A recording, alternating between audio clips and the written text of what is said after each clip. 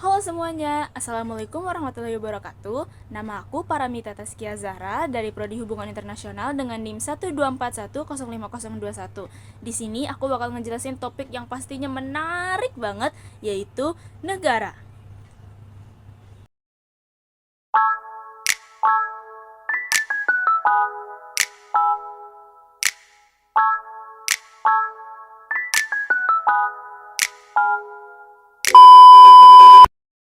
Tapi, pernah nggak sih kepikiran sama kalian kayak, apa sih bedanya negara sama bangsa?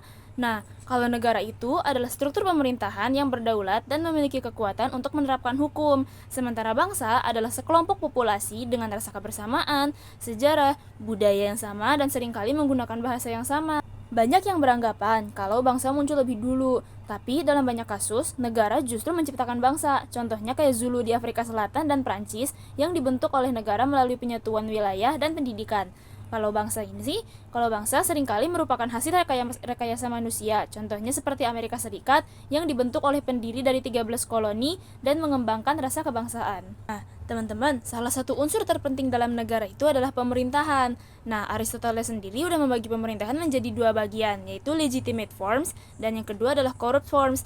Legitimate forms ini diisi oleh monarki, aristokrat, dan politea. Sementara corrupt forms itu diisi oleh tirani, oligarki, dan demokrasi. Nah, teman-teman, kalian tahu nggak sih kalau negara itu juga dibagi lagi menjadi negara efektif, negara lemah, dan negara gagal. Nah, negara efektif ini contohnya itu mereka memiliki kontrol penuh atas wilayahnya, hukumnya ditegakkan dengan baik, dan pajak dikumpulkan secara signifikan, korupsinya rendah, dan pemilu yang dijalankan itu cenderung adil. Contohnya itu seperti Jepang, Amerika Serikat, dan negara-negara Eropa.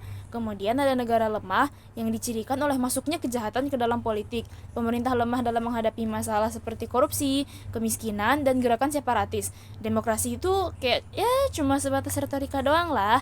Nah, dengan pemilu seringkali curang. Contoh, banyaknya di negara Asia, Afrika, dan Amerika Latin.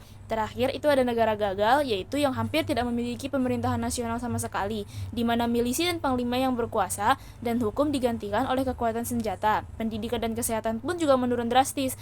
Contohnya itu kayak yang di Afghanistan, Libya, dan Somalia. Selanjutnya, yuk kita bahas tentang negara kesatuan. Nah, negara kesatuan ini menurut C.F. Strong merupakan bentuk negara di mana semua kekuasaan legislatif tertinggi dipusatkan di satu badan legislatif nasional. Dalam sistem ini, kekuasaan terletak pada pemerintah pusat, meskipun dapat mendelegasikan sebagian kekuasaan kepada daerah berdasarkan otonomi. Namun, kedaulatan, baik internal maupun eksternal, tetap berada di tangan pemerintah pusat. Ciri utama negara kesatuan meliputi supremasi Dewan Perwakilan Rakyat Pusat dan tidak adanya badan legislatif lain yang berdaulat. Nah, sistem kesatuan ini bisa terlalu berpusat sehingga pemerintah lokal sulit banget mengambil keputusan tanpa izin pusat yang dapat membuat warga terasing dari urusan lokal.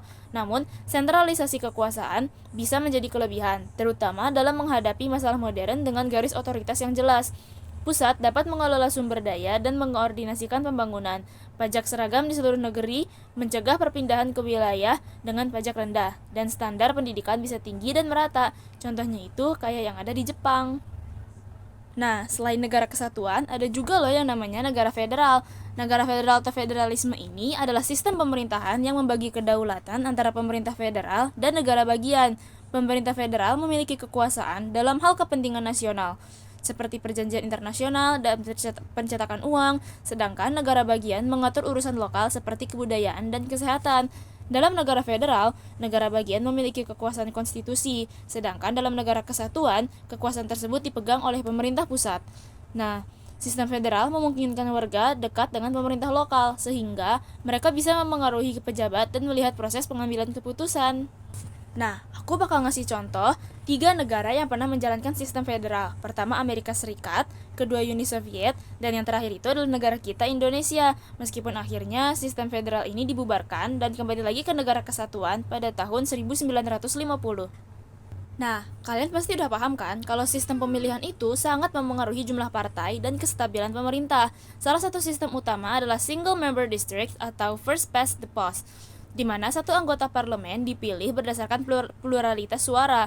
Sistem ini mendorong pembentukan dua partai besar karena partai kecil cenderung bergabung agar memiliki peluang menang lebih besar. Negara-negara dengan FPTP biasanya memiliki sistem dua partai, meskipun partai kecil bisa berperan sebagai kelompok protes. Sistem ini lebih menguntungkan bagi partai-partai regional di negara seperti Kanada dan India. Kemudian, sistem proportional representation menggunakan distrik dengan banyak anggota, di mana kursi parlemen dibagi sesuai dengan persentase suara yang diterima tiap partai. Setiap partai mengajukan daftar kandidat, dan jumlah kursi yang diperoleh ditentukan berdasarkan proporsi suara. Nah, selain sistem pemilihan, salah satu hal yang menjadi penting dalam suatu negara itu adalah sistem ekonomi. Sistem ekonomi itu ada macam-macam dan setiap negara itu berbeda-beda mengambil sistem ekonominya.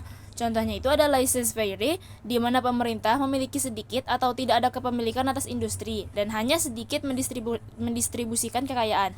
Sistem lain itu ada welfare atau negara kesejahteraan, di mana pemerintah secara aktif mendistribusikan kekayaan kepada warga yang kurang mampu melalui program-program sosial seperti pendidikan dan kesehatan. Kemudian ada statism, adalah sistem di mana negara memiliki industri besar untuk memperkuat kekuasaan.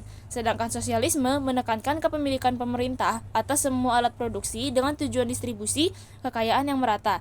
Di dalam praktik, banyak negara menggabungkan elemen dari keempat sistem ini. Misalnya, Amerika Serikat yang menerapkan elemen welfare state meskipun secara umum mengusung laissez-faire. Beberapa negara berpindah dari sosialisme ke sektor kapitalistik seperti Cina dan Vietnam. Oke, sekiranya hanya itu aja penjelasan dari aku tentang negara. Nah, jadi gimana? Kalian udah makin paham kan tentang apa itu negara, sistem-sistem seperti sistem pemilihan, ekonomi, negara federal dan negara kesatuan.